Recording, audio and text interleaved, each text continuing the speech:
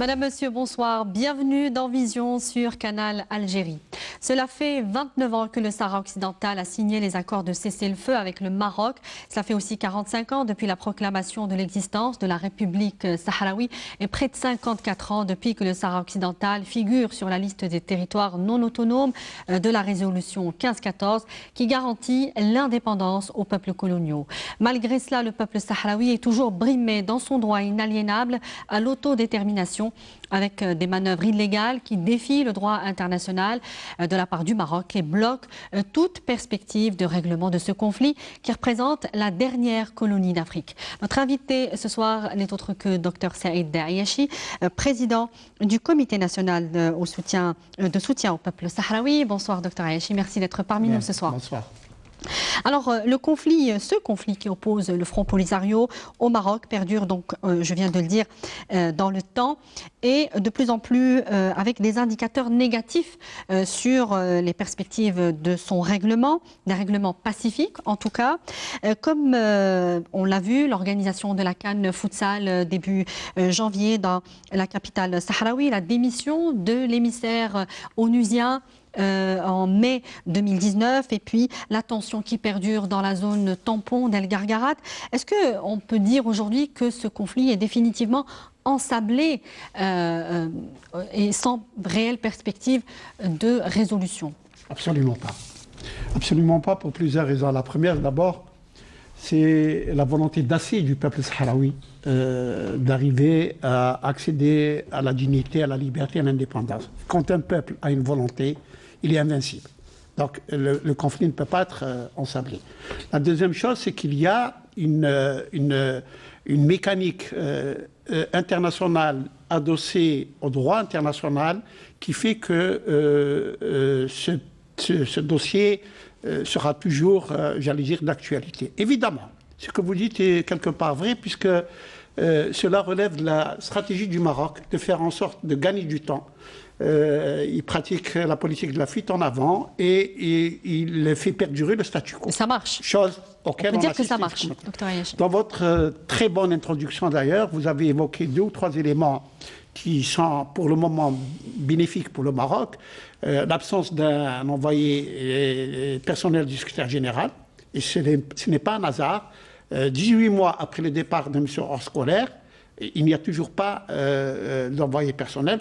On peut se poser d'abord la question pourquoi M. Horst-Kohler a démissionné. Ce n'est pas pour des raisons de santé, comme on le dit, c'est parce que tout simplement, il a réussi à insuffler une dynamique dans les négociations qui risquait d'acculer le Maroc à faire la concession, j'allais dire en conformité avec le droit international. La deuxième, c'est qu'on ne fait pas... Et le Maroc avait cessé, d'ailleurs, puisque vous ouvrez la parenthèse, le Maroc avait cessé d'être un interlocuteur avec Horst-Kohler, avait cessé de collaborer, en fait. Tout à fait, mais il a fait des misères d'abord à Christopher Ross, qui était avant Horst-Kohler, et à d'autres. C'est-à-dire, en fait, le Maroc fait tout pour qu'il n'y ait pas de négociations. C'est le 5e. Et quand il y a des négociations, elles sont de mauvaise foi. C'est-à-dire, en fait, les Marocains, ils vont un pied devant, un pied derrière, ils ne veulent pas arriver. Parce que la négociation, en fait, elle se limiterait à quoi? C'est, j'allais dire, peut-être une lecture personnelle, mais je crois qu'elle est proche de la vérité. Le problème du Sahara occidental est un problème de décolonisation. Tout le monde le dit. La preuve, c'est les différentes résolutions du Conseil de sécurité, les recommandations de la 4e commission qui parlent de référendum d'autodétermination au bénéfice du peuple sahraoui. Donc les négociations se limiteraient à 2 choses. La première, c'est quand aura lieu le référendum. Ouais. Quand est-ce qu'on va fixer la date? Quand aura lieu ce référendum auquel les Sahraouis ont droit? Et je le rappelle, c'était la condition des Sahraouis pour signer un cessez-le-feu. Alors que militairement, ils étaient gagnants sur le terrain.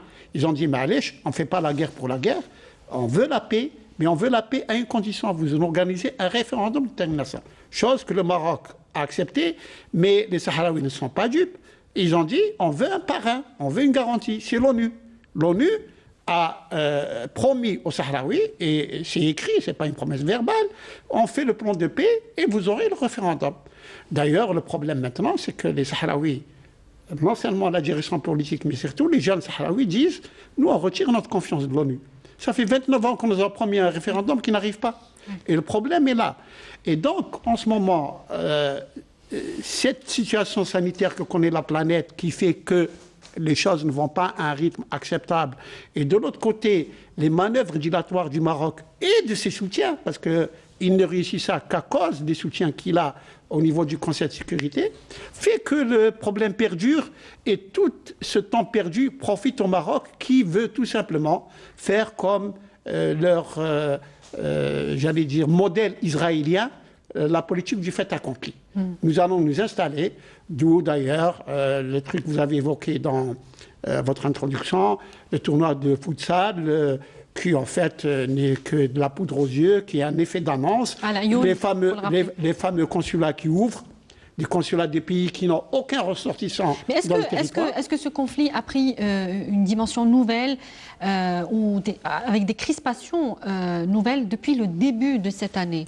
Il y a eu une série comme ça de démarches et d'initiatives marocaines qui ont fortement grippé la machine dont vous parlez, la machine en tout cas du processus onusien, et qui ont généré une forte tension avec le Maroc a toujours eu ça, enfin, en tout cas depuis 2007, il a cette stratégie de fuite en avant, de fait accompli. Mais depuis le début de l'année, docteur Yachi, est-ce que vous trouvez qu'il y a plus de... Oui, j'y viens, j'y arrive, Samia.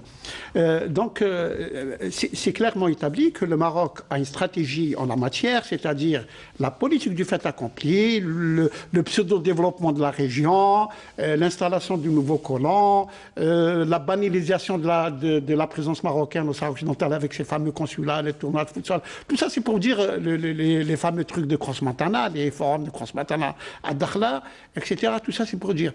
En fait, la crispation, maintenant, on ne peut pas appeler ça la crispation, on devrait appeler une révision de la position sahraoui.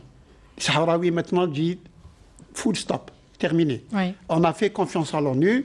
L'ONU ne bouge pas. La meilleure preuve, c'est que jusqu'à maintenant, il n'y a pas encore d'envoyé personnel. Or, l'envoyé personnel, sa mission première, c'est insuffler une dynamique d'une négociation. Oui. C'est lui qui doit rapprocher les parties pour leur dire discutons-en. Pourquoi? Pour éviter un conflit armé. C'est même, j'allais dire, la raison d'être de l'ONU. L'essence, oui. La raison d'être de l'ONU. Et donc, maintenant, Gaël, ça suffit.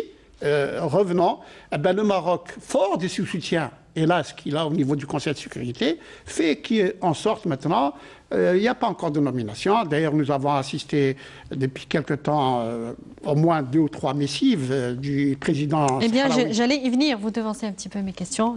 Comme d'habitude d'ailleurs.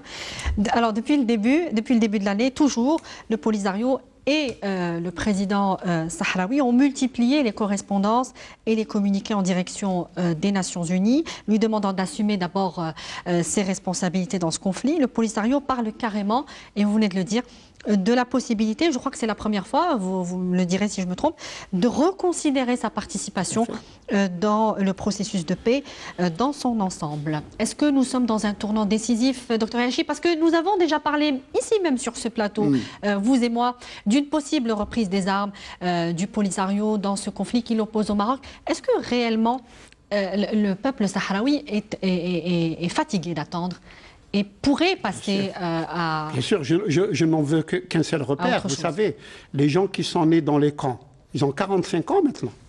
Vous voyez ce que c'est une vie dans les camps? Ouais. C'est frustrant, j'allais presque même dire, ça frise l'indignité. C'est des jeunes qui vous regardent la télé, qui voient comment les pays se développent, comment la société se structure, comment un État protège ses citoyens. Ils disent, mais nous avons notre État. Pourquoi il est là, il nous appartient. La communauté internationale nous reconnaît ce droit de pouvoir choisir de construire un État. Et on ne nous permet pas de le faire. Et donc cela. D'ailleurs, le gros problème, pourquoi aujourd'hui, vous avez raison de parler que le dossier sahraoui, de l'avis d'ailleurs de tous les observateurs, et les dirigeants sahraouis ne le cachent pas, oui, nous sommes à un tournant du dossier. Et toutes les options sont sur la table, y compris le retour à la lutte armée. Pourquoi? Parce que tout simplement, les jeunes sahraouis disent à leurs aînés, quand je dis jeunes, encore une fois, je le répète, ils ont 40 ans. 40 ans et moins. Vous savez ce que c'est un jeune? C'est la vitalité, c'est l'audace, c'est la témérité. Ils disaient, en 91, nous étions gagnants. Pourquoi vous êtes parti signer un cessez-le-feu alors que nous étions militairement gagnants? Vous avez placé votre confiance en l'ONU. Débrouillez-vous avec l'ONU. que l'ONU nous redonne ce référendum dont qu'on nous a promis. Et précisément, c'est l'interpellation du président sahraoui qui dit à l'ONU « Remplissez vos engagements ouais. ». Nous étions à 3, nous étions le Maroc, nous et l'ONU. Et l'ONU s'est engagée dans le fameux plan de paix de février 92 en disant il sera organisé pour le peuple sahraoui un référendum d'autodétermination et le conflit s'achèvera selon le verdict des urnes. Or, il y a eu une installation de la MINURSO. Puis après, toutes les manœuvres dont vous avez parlé, ouais. Le Maroc... Et vous avez fait le parallèle, Dr Yachi, avec Israël. Vous dites qu'il y a une influence directe de ce qui se passe un petit peu au Moyen-Orient sur ce conflit du Sahara. En tout cas, que le Maroc s'en inspirerait. Est-ce qu'il y a une israélisation du conflit, selon vous? Elle est plus que nette, elle est patente. Elle est patente, si je veux d'abord des trucs physiques. Mur en Cisjordanie, mur au Sahara occidental. Colonisation en Cisjordanie, colonisation au Sahara occidental. Résolution du Conseil de sécurité non exécutée en Cisjordanie, résolution non exécutée au Sahara occidental. Mais l'analogie est parfaite, c'est une superposition tout à fait mathématique. Et donc, de ce point de vue-là, et nous le savons maintenant, ce n'est plus un secret de polichinelle, c'est un secret de polichinelle.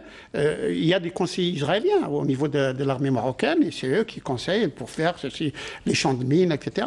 Très bien. Alors, pour la réunion du Conseil de sécurité, prévue d'ailleurs en octobre prochain, avec au menu la question du Sahara occidental, mais la priorité serait donnée à la recherche, selon les observateurs, la recherche d'un émissaire pour la Libye.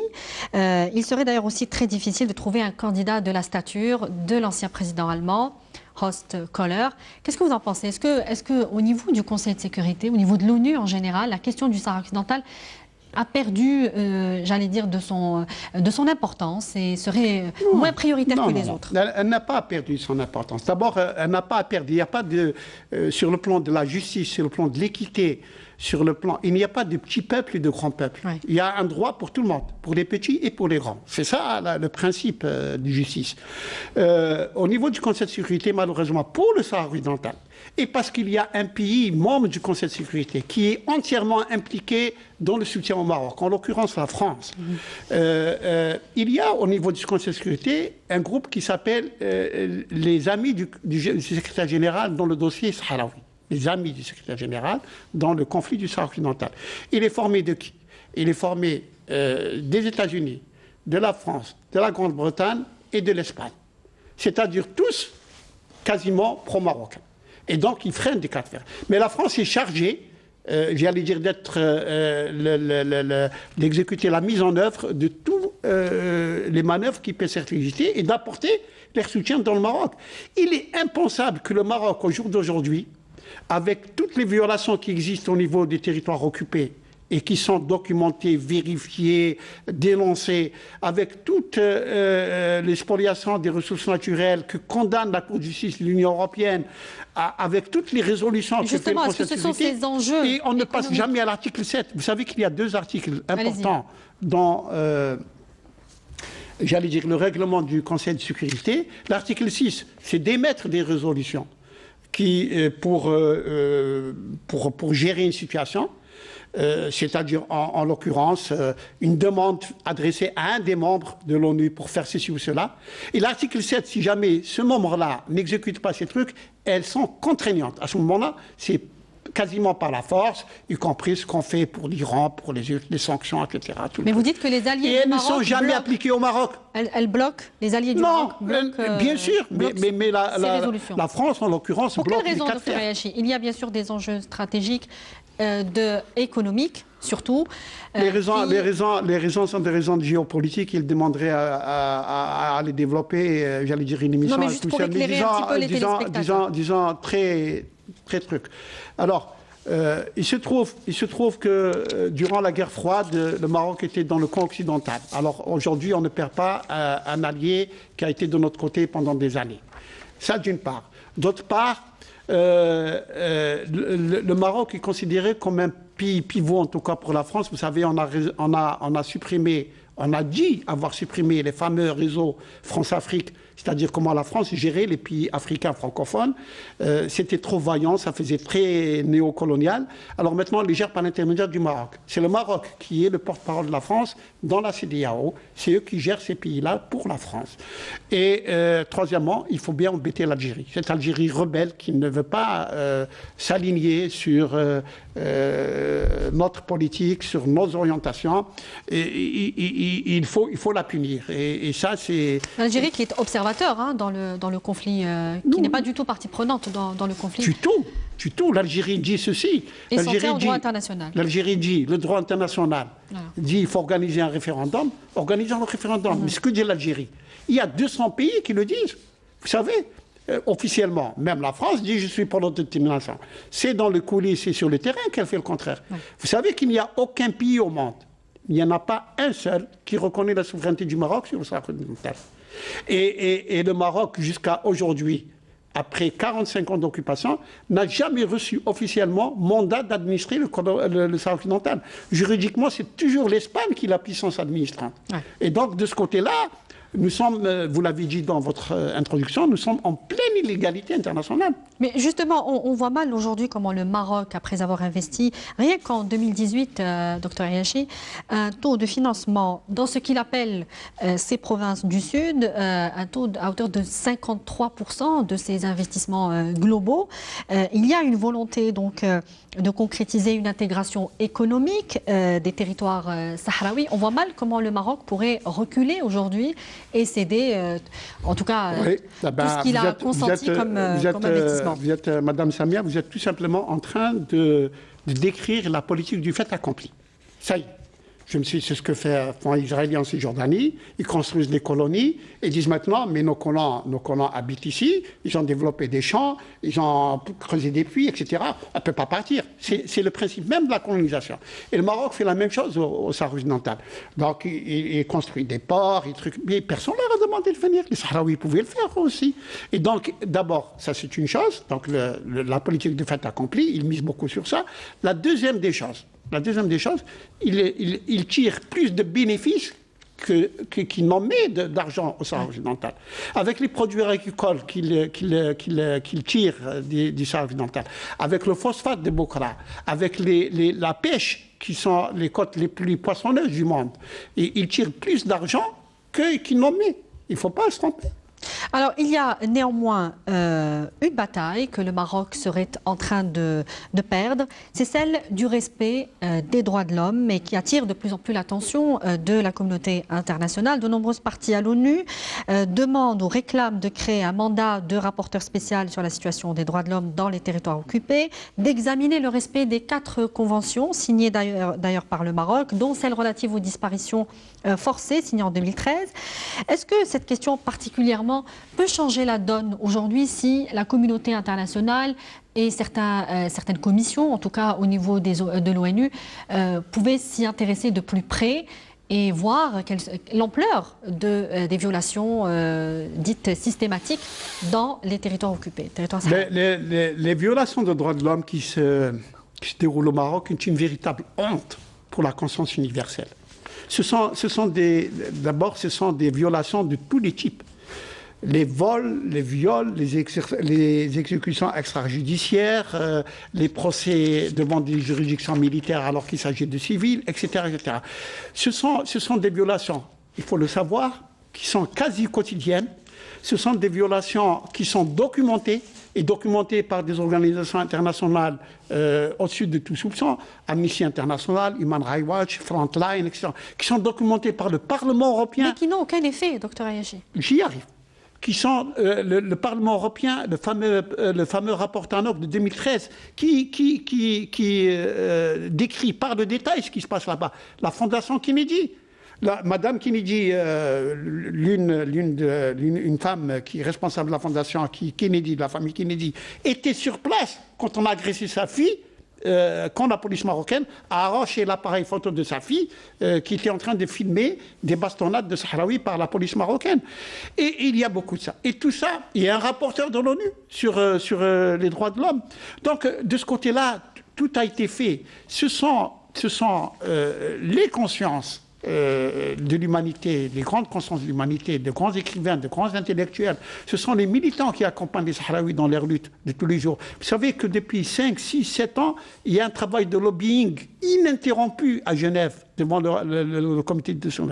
Ce n'est maintenant que Mme Bachelet, la haute commissaire aux droits de l'homme, daigne parler d'un envoi d'une commission civile dans les territoires occupés. C'est à force d'avoir ce travail de lobbying, avec d'ailleurs un groupe d'ambassadeurs. Sur les violations des droits de l'homme dans les territoires occupés. On va voir d'abord si la mission se fera. Elle l'a annoncé. Alors pourquoi et puis combien elle a été reviendra interrompue pendant 5 ans. Et combien même qu'elle reviendra, cette commission, avec encore les mêmes conclusions dont je vous citais les rapports.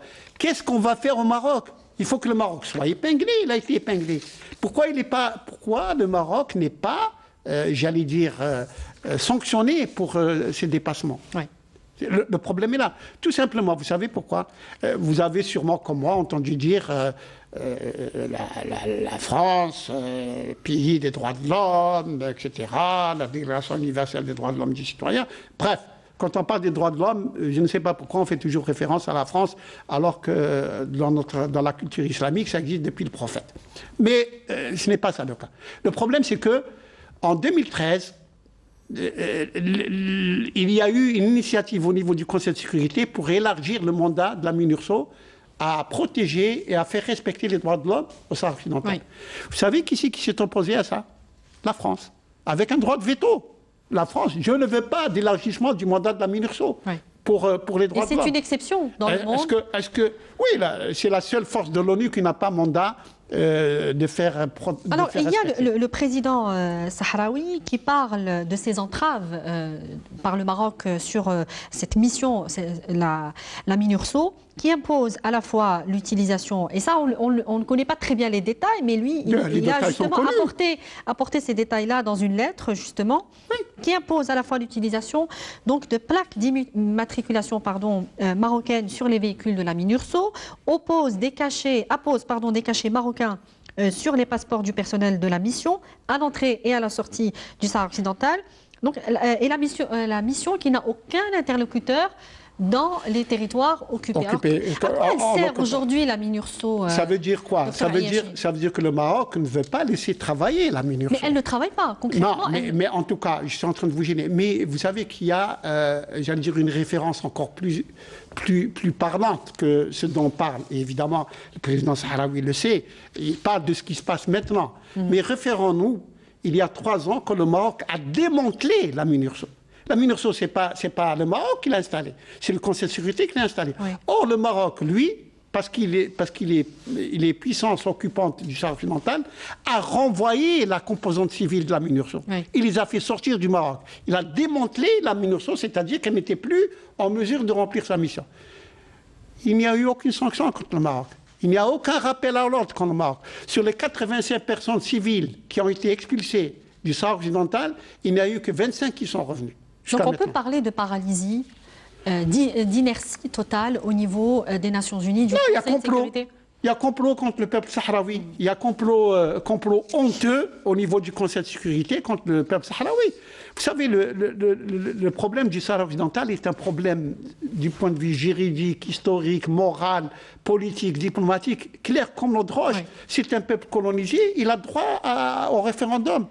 Tout ce qu'on dit, organiser le référendum, et on respectera le verdict. Pourquoi le Maroc ne veut pas de ce référendum? Alors, docteur Ayachi, vous savez que le temps passe très vite, surtout avec vous. Et nous arrivons presque à la fin de l'émission. J'aimerais qu'on revienne sur un événement important qui arrive. Ce sera le 10e anniversaire du démantèlement par la violence et par le Maroc du camp pacifique de Gdeim Izik. Ce sera le 8 novembre prochain. Les prisonniers, enfin les Sahraouis qui ont été faits prisonniers à ce moment-là, auront passé 10 années dans les geôles marocaines. L'affaire a été tout de même rejugée en appel en 2017. Est-ce que le premier jugement a été devant le tribunal militaire et le deuxième en cassation. Et c'est le lobbying international qui a fait qu'il a été rejugé devant le tribunal. Alors est-ce qu'il y aura des événements? Est-ce que est-ce que les Sahraouis comptent organiser des événements pour justement commémorer cet événement et aussi pour rappeler à la communauté internationale ce que vivent les Sahraouis quotidiennement dans les territoires occupés, dans les geôles marocaines particulièrement, et on terminera là-dessus. Alors, merci de cette question très pertinente et d'actualité. La première des choses, il n'y a pas que les Sahraouis qui vont commémorer des musiques. Et les Sahraouis, bien sûr, parce que, j'allais dire, c'est avant tout, ils sont les premiers concernés. Mais tous les militants qui accompagnent les Sahraouis et tous les pays qui sont les soutiens des Sahraouis vont commémorer des musiques. Pourquoi ça? Parce que des musiques a été, après l'étape du cessez-le-feu, a été le grand événement qui a fait que le dossier a été tiré de sa léthargie dans laquelle a plongé le Maroc et ses soutiens. Et il faut maintenant que le dossier sahraoui ait plus de visibilité, plus de résonance pour dire aux gens, écoutez, c'est vrai qu'il y a des conflits ailleurs, mais il y a aussi le conflit du Sahara occidental qui perdure. Nous ne voulons pas être le plus vieux conflit du monde, et surtout que nous avons raison. Donnez-nous notre droit. Et à ce moment-là, j'allais presque dire, moi je suis d'une autre génération que la vôtre, bien sûr, plus ancienne, et à un moment donné, Che Guevara a dit pour combattre l'impérialisme américain, il faut allumer 3, 4, 5 Vietnam. Il ne faut pas faire un seul. Et nous, on dit maintenant, aujourd'hui, il faut faire 5, 6, 10 guides musiques pour que le Sahara occidental puisse trouver une solution. Du Sahara occidental. Docteur Saïd Ayachi, je rappelle que vous êtes le président du comité national de soutien au peuple sahraoui. Merci d'avoir répondu à nos questions ce soir. Merci à Canal Algérie. Merci à vous également de nous avoir suivis. Excellente suite des programmes sur notre chaîne. On se retrouve très bientôt. Bonsoir.